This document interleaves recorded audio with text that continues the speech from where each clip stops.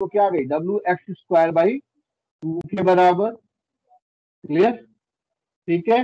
यानी y की value जो आ गई यहां से वो क्या आ गई, WX² 2t के बराबर। यानी ये पॉइंट P का डिस्टेंस हमने फाइंड आउट कर लिया, वो क्या आ गया, y equal to WX² 2t के बराबर। हमें क्या फाइंड आउट करना है, हमें पॉइंट P का डिस्टेंस फाइंड आउट करना है कि पॉइंट B के बीच का फाइंड आउट करना है। जो हमारे लिए सैग है वो क्या है, सैग हमारे लिए है ना, सैग, सैग जिसको B से रिप्रेजेंट करेंगे, ये मेरे लिए सैग है। हमने पॉइंट P तक के लिए y की वैल्यू निकाली जो WX² 2t के बराबर आ रहा है। तो जब ये पॉइंट P चलते चलते B पॉइंट पे आ जाएगा तो ऑब्वियस सी बात है हमें क्या मिल जाएगा, y की वैल्यू sec d के बराबर मिल जाएगी। पॉइंट B पे आने का मतलब क्या हो गया, x की वैल्यू क्या हो जाए, x की वैल्यू किसके बराबर हो जाए, L/2 के बराबर। ठीक है, तो जब x की वैल्यू L/2 के बराबर हो जाएगी तो sec क्या आ जाएगा, sec d। sec d का मतलब क्या हो गया, आपका जो y की वैल्यू है वो d के बराबर हो गई। और ये तभी मिलेगा जब x की वैल्यू L/2 हो जाए, then x equal to L/2। Clear, क्योंकि ये कॉन्टिन्यूअस प्रोसेस है, x की वैल्यू धीरे धीरे बढ़ती जा रही है, वो स्पैन लेंथ का जस्ट अगर हाफ हो जाएगा तो ऑब्वियस सी बात है sec के बराबर हो जाएगा। यानी sec d की वैल्यू कितनी आ गई, WL² 8t के बराबर। ये फॉर्मूला आपको याद रखना है sec का, sec d must be equal to WL² 8t। Clear, ठीक है। तो आपको ये चीज क्लियर हुआ होगा कि sec की वैल्यू कैसे निकल के आ रही है। ठीक है, और यहाँ पे हमने जो सपोर्ट लेवल लिया हुआ है वो सेम सपोर्ट लेवल पे लिया हुआ है। यहाँ पे हमने केस 1 लिया हुआ है, केस 1 और same support level. Same support level का मतलब क्या हो गया, दोनों टावर की हाइट सेम है।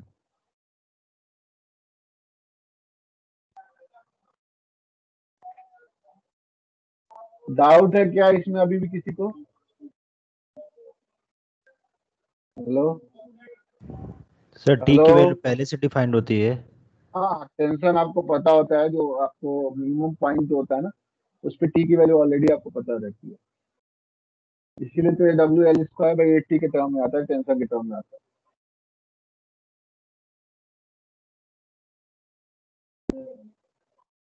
Hello, tension in the cable दिया ही होगा, ठीक है ना। तो टेंशन इन द केबल या टेंशन इन द कंडक्टर आपको ऑलरेडी पता होता है, और आपको ये चीज निकालना होता है। मेन क्या है कि मोमेंटम बैलेंस करना, इसको क्लियर रहना चाहिए। ये अप्रोक्सीमेशन है, ये मैं पहले ही बता रहा हूँ, ये अप्रोक्सीमेटेड रिजल्ट है, this is not the actual result. हमने अप्रोक्सीमेशन किया है कि जो आपका लाइन का लेंथ है उसको ऑलमोस्ट मैंने dx मतलब x के बराबर ले लिया, तब जाके ये चीज निकाला है मैंने। अगर तुम बुक देखोगे ना तो बुक में यही डेरिवेशन कम से कम 8-10 लाइन या 12 लाइन में दिया होगा, सेम डेरिवेशन, जबकि कुछ करना नहीं। क्लियर है चीज, हेलो।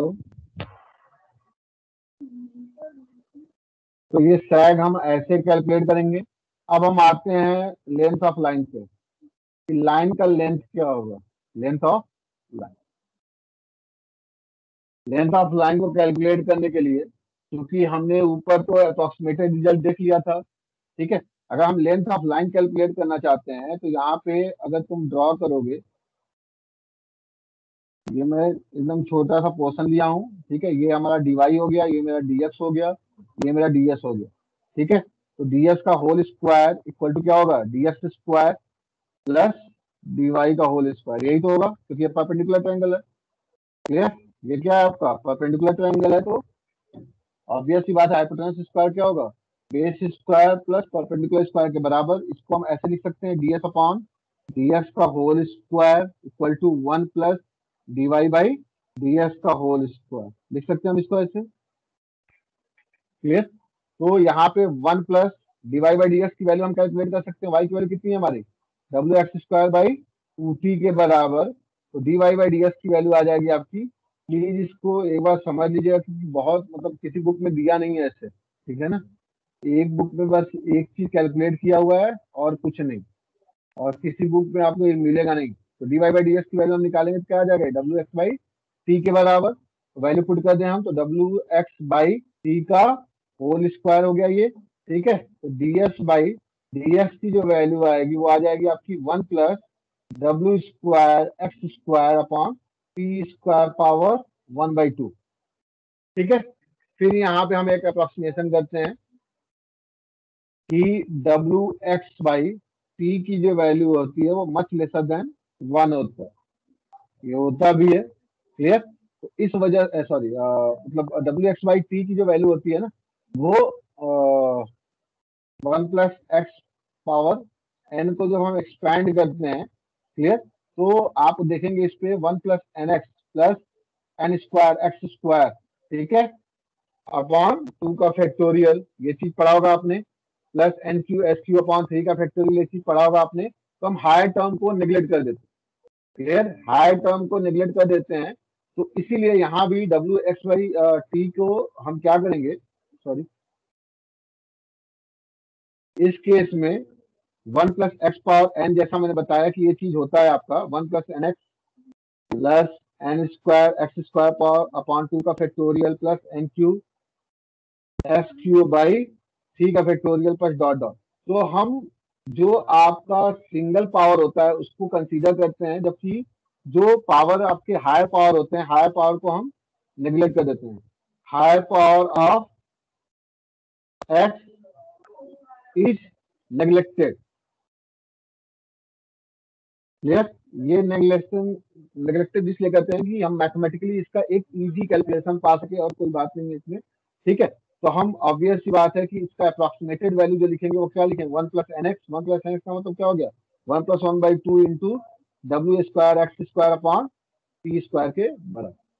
क्यों नेग्लेक्ट कर देते हैं उसके पीछे भी रीजन है, क्योंकि यहाँ पे एन की जो वैल्यू है ना, वहां पे मैंने sorry W x by T less than 1 लिख दिया, यहाँ पे एन की वैल्यू लेस देन 1 है। तो एन का स्क्वायर करोगे तो और कम होगा, एन का और क्यूब करोगे तो और कम होगा, एन का पावर 4 करोगे तो और कम होगा, इसीलिए हम हायर टर्म को नेग्लेक्ट कर देते हैं, क्लियर।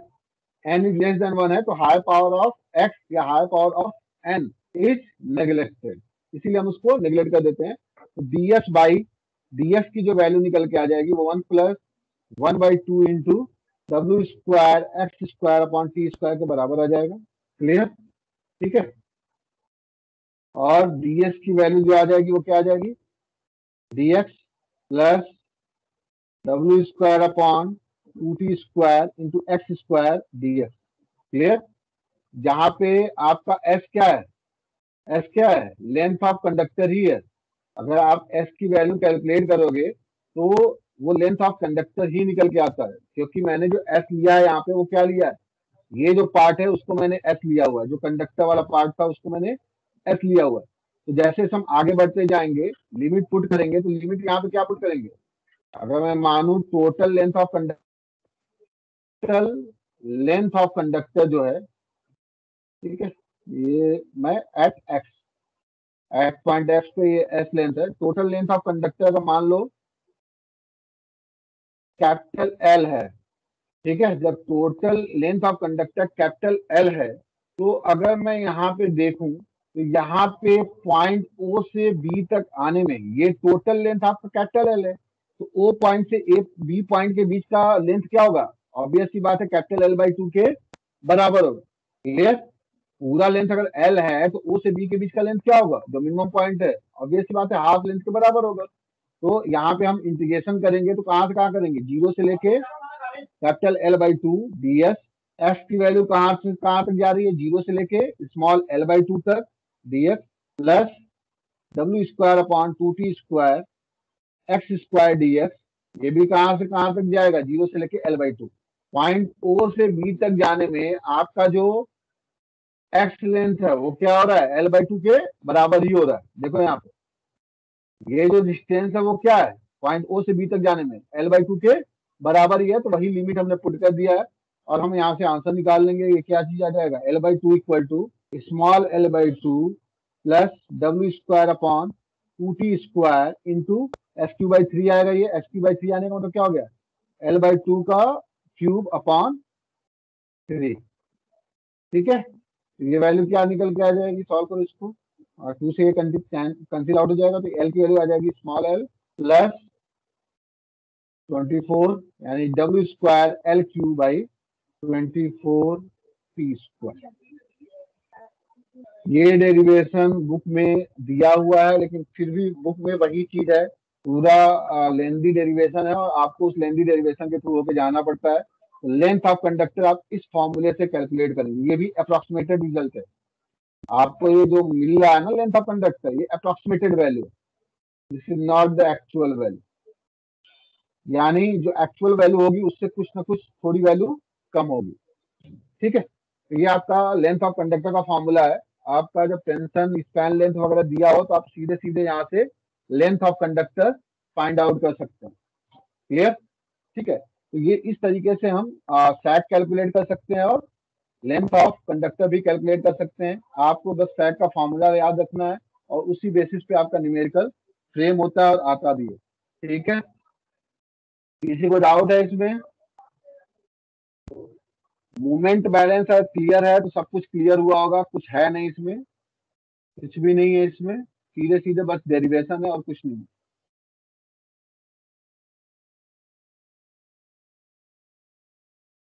आगे बढ़े,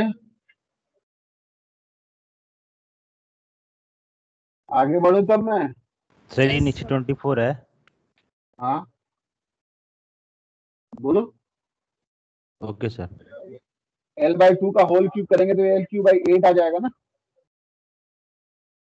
यस सर, तो 24। 8 इंटू 24 आ जाएगा, बोलो।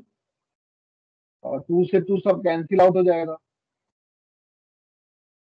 सुशील। हेलो। यस सर, हो जाएगा, सही कह रहे हैं, ध्यान ठीक है। दीजिए। अच्छा ठीक है, हाँ हाँ सुखी बोलो, क्या बोल रहे हो बेटा? Hello.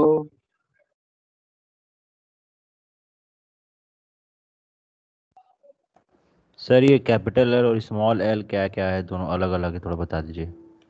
L is the length of conductor, length of conductor, ये कंडक्टर का लेंथ है। यानी ये जो कंडक्टर है ना, इस कंडक्टर का लेंथ कैपिटल एल है। Clear? Small L is the span, span क्या है? Span length. स्पैन लेंथ का मतलब क्या हो गया? दो टावर के बीच का डिस्टेंस। ये जो दो टावर है ना, इन टावरों के बीच का डिस्टेंस जो है वो स्मॉल एल है। क्लियर? और डी क्या है आपका? सैग है। क्लियर? अगर आपको ग्राउंड से क्लियरेंस निकालना है तो सिंपली क्या करेंगे, टावर के हाइट से आपको माइनस कर देना सैग को और आपको ग्राउंड का क्लियरेंस भी मिल जाएगा। ठीक है, hello. Yes sir. L, capital L is the length of conductor, small L is the length, span length. Span length का मतलब distance in between two towers, दो टावरों के बीच का वो डिस्टेंस है। ठीक है, तो पहला सेगमेंट हमने देख लिया, जब टावर आपके सेम लेवल पे हो। सेम लेवल का मतलब क्या है? For same support level. लेकिन ये तो केवल कब है? जब ग्राउंड हो, आपका ग्राउंड सरफेस हो, तो उस कंडीशन में। हिली एरिया में ऐसा नहीं होता है, क्योंकि हिली एरिया में आपका सेम लेवल नहीं होता है टावर का। ठीक है, तो सेकंड ऑप्शन केस 2 निकल के आ जाता है, when supports are at different level. जब आपके सपोर्ट डिफरेंट लेवल पे हो तब आपको कैसे क्वेश्चन को अप्रोच करना। ठीक है, तो यहाँ पे देखो जरा, सपोर्ट जब डिफरेंट लेवल पे होगा उस कंडीशन में क्या होगा? ये कहाँ हो सकता है? हिली एरिया में। ये मैंने मान लो हिली एरिया बना दिया,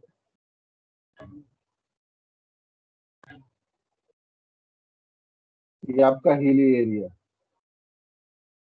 ठीक है, ठीक है, यहाँ पे मैंने एक टावर लगा दिया।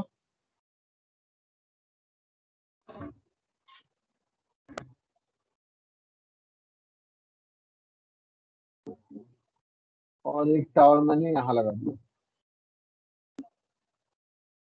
क्लियर? और इसके बीच मैंने कंडक्टर यूज किया और कंडक्टर कुछ ऐसा शेप लेके आ रहा है।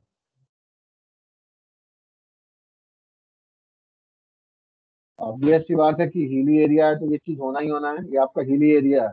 हिली एरिया तो समतल होता नहीं है, ग्राउंड लेवल फ्लैट लेवल होता नहीं है। तो ऑब्वियस सी बात है कि वहां पे ये सब चीजें आनी आनी है। फिर से हमें वही काम करना है। हमें जो मिनिमम पॉइंट होगा उसको एज अ रेफरेंस यानी ओ लेना ही लेना है। ठीक है, ये हमारा क्या हो जाएगा, मिनिमम पॉइंट ओ हमारे लिए रेफरेंस हो जाएगा। ठीक है, यहाँ पे दो पॉइंट आएंगे, point A and point B. Clear?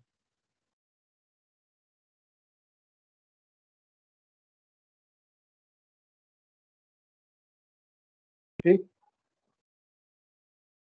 मैंने यहाँ पे इसको जोड़ दिया।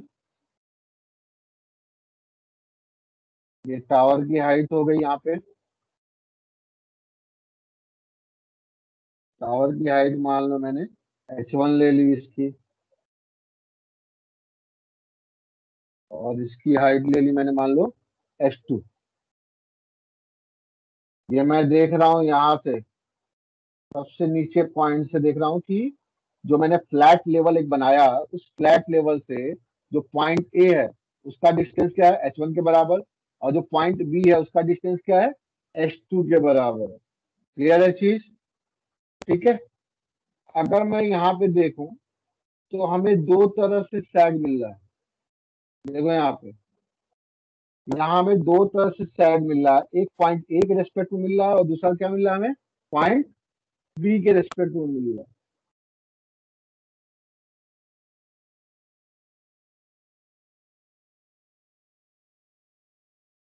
क्लियर? इसको मैंने मान लिया कि ये सैग मेरा क्या है, x1 है, और इस सैग को मैंने मान लिया कि ये मेरा सैग x2 है। क्लियर? सॉरी, ये d1 है, d1 से रिप्रेजेंट किया था ना हमने, और ये d2 है।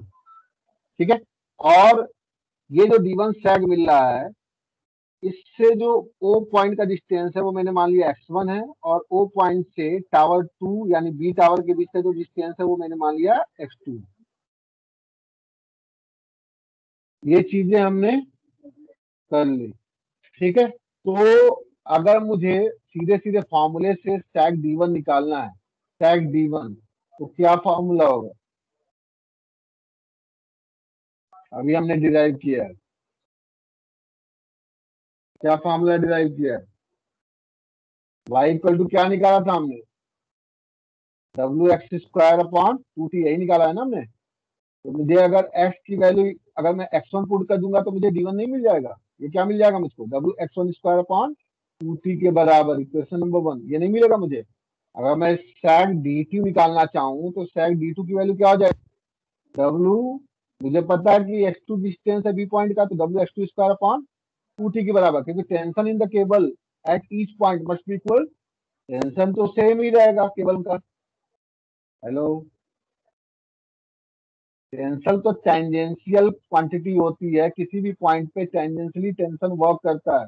लोवेस्ट पॉइंट पे क्या हो जाएगा, वो हॉरिजॉन्टल होगा, बाकी पे क्या होगा, टेंजेंशियल। इसके यानी उसके दो कंपोनेंट मिलेंगे, दोनों कंपोनेंट को एक दूसरे से बैलेंस कराएंगे, उसके बाद ये सारी चीजें निकल के आती है।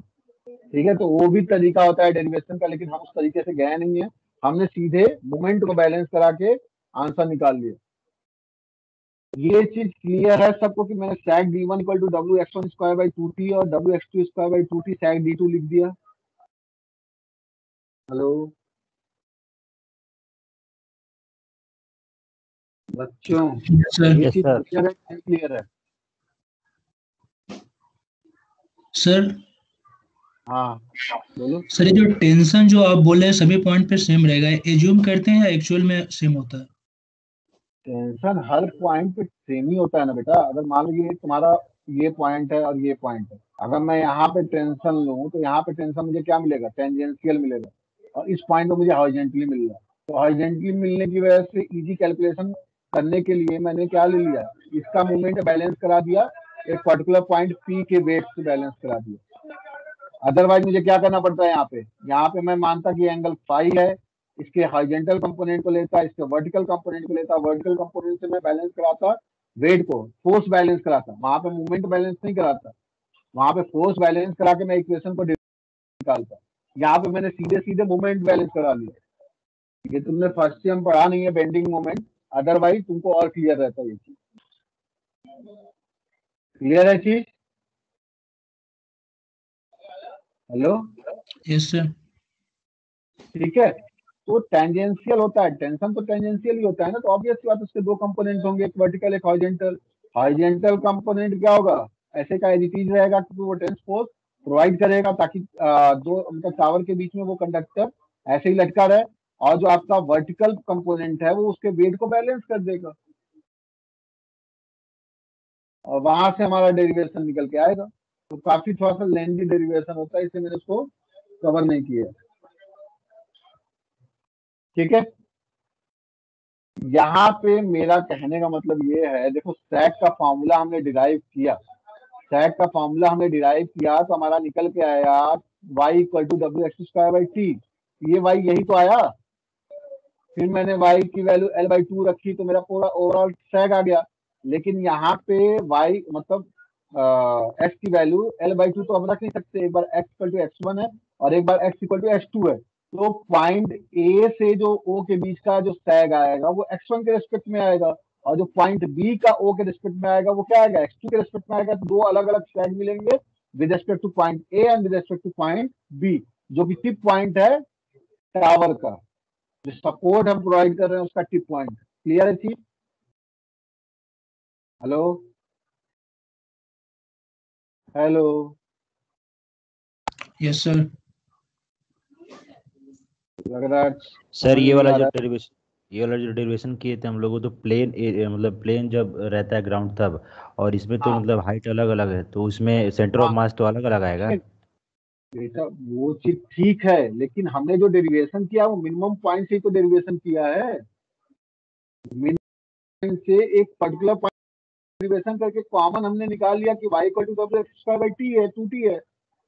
अब यही चीज मैं यहाँ कर रहा हूँ कि ये पॉइंट A है और ये पॉइंट O है, ये डिस्टेंस अगर x1 है टोटल का टोटल, तो सैक क्या आ जाएगा, सैक क्या आ जाएगा, d1 क्या आएगा सैक, W X one square W upon X 2t के स्क्वायर बराबर बाय ही तो आएगा, कुछ और आ जाएगा। सिमिलरली अगर ये पॉइंट O मैंने लिया है, यहाँ हाँ पे सर, पॉइंट दोनों B पॉइंट आ एक रहा साथ है, ये अलग अलग। डिस्टेंस x2 है, तो सैक क्या आएगा, B से अगर हम निकालें डब्ल्यू सैक तो ये एक्स क्या आ टू जाएगा, square W x two square by 2t के बराबर ही तो आएगा। ये तो फॉर्मूला हमने डिराइव करा लिया था, ये तो कॉमन रेफरेंस फॉर्मूला था ना, ये सबके लिए है। क्योंकि कैटनरी कर्व तो चाहे आपका सेम लेवल हो चाहे आपके लेवल अलग अलग हो, कैटनरी कर्व तो सबके लिए सेम फॉलो होते हैं। क्लियर है? Okay sir. ठीक है, तो अगर यहाँ पे तुम देखो तो x1 प्लस x2 की वैल्यू जो होगी, ऑब्वियस सी बात है किसके बराबर होगा, स्पैन लेंथ के बराबर होगा, क्योंकि ये स्पैन लेंथ होता है L, दो टावर के बीच का डिस्टेंस जो होता है उसको हम स्पैन लेंथ बोलते हैं, वो L के बराबर होगा। एक इक्वेशन यहाँ से आ जाएगा 3। ठीक है, और दो टावर के बीच का जो टिप पॉइंट होता है उसके बीच का जो हाइट का डिफरेंस होता है, ऑब्वियस सी बात है वो कांस्टेंट होना है। एक बार आपने टावर लगा दिया तो पॉइंट ए और पॉइंट बी के बीच का डिस्टेंस तो चेंज होना नहीं है, वो तो फिक्स ही रहना है ना। तो पॉइंट ए से पॉइंट बी के बीच का डिस्टेंस अगर हम निकालें एच की वैल्यू, तो वो क्या आ जाएगा, सैग D2 में से सैग D1 को माइनस कर दो, यानी इस D2 में से अगर मैं यहाँ पे ले लूँ पॉइंट, ठीक है, तो इस D2 में से अगर D1 को मैंने माइनस कर दिया तो क्या मिल जाएगा मुझे, एच के बराबर मिल जाएगा, यानी ए और बी के बीच का वर्टिकल डिस्टेंस मिल जाएगा जो कि एक फिक्स क्वांटिटी होगी। तो सैग D2 को मैंने D1 से माइनस किया तो मुझे एक फिक्स क्वांटिटी मिल गई जो कि स्मॉल एच के बराबर होगा, यानी D2 माइनस D1 की वैल्यू क्या होगी, एच के बराबर होगी। यानी दो टावर के वर्टिकल मतलब दो टावर के टिप पॉइंट के बीच का vertical distance is always constant, ये चेंज नहीं होना है क्योंकि आपने टावर लगा दिया। वैल्यू पुट करें हम यहाँ पे D2 की वैल्यू कितनी है हमारी, W X two square upon 2t, minus WX1² upon 2T equal to H। तो W/2T कॉमन ले लिया मैंने, ये वैल्यू आ जाएगी H2² माइनस X1² के बराबर, और ये क्या होगा H, और W/2T ये क्या हो जाएगा A² माइनस B² का फॉर्मूला लगा सकते हैं इसमें, तो A plus B into A minus B के बराबर इक्वल टू H, और X2 प्लस X1 की वैल्यू किसके बराबर है, स्पैन लेंथ के बराबर, यानी W/2T X2 प्लस X1 की वैल्यू क्या है, स्पैन लेंथ के बराबर into L into X2 minus X1 equal to H। यहां से X2 माइनस X1 की जो वैल्यू आ गई वो कितनी आ गई, 2TH अपॉन WL के बराबर। Equation number 4। ये हम क्यों निकाल रहे हैं, ताकि हम क्या कैलकुलेट कर सकें, X1 और X2 की वैल्यू, ताकि हम सैग को बता सकें कि इस पॉइंट से सैग इतना होगा और इस पॉइंट से सैग इतना होगा। हमारे लिए दो अननोन है ना, X1 और X2, क्योंकि पॉइंट O कहाँ पे आएगा ये हमें क्लियर नहीं है, X1 मान लिया हमने, हमें ये सारी चीजें टेंशन और जो उनके हाइट के बीच का डिफरेंस है वो, और वेट और लेंथ यानी स्पैन लेंथ से निकल के आएगा। तो इक्वेशन 3 और 4 को अगर हम देखें तो यहाँ पे मेरा क्या आ रहा था, X2 plus X1 equal to L के बराबर, ठीक है, दोनों को ऐड कर दो, इक्वेशन 3 था ये हमारा, दोनों को ऐड कर देंगे तो हमें क्या मिल जाएगा, 2X2 equal to L plus 2TH upon WL। Clear, यहाँ से X2 की वैल्यू कितनी आ जाएगी, L/2 plus TH upon WL के बराबर, ये मेरा आ गया X2।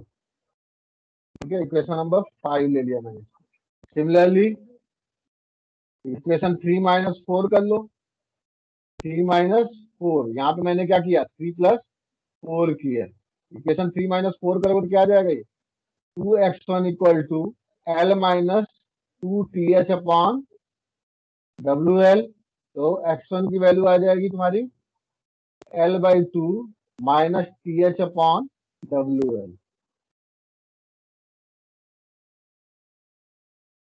Equation number 6। तो ये दो वैल्यूज हमारी निकल के आएंगी।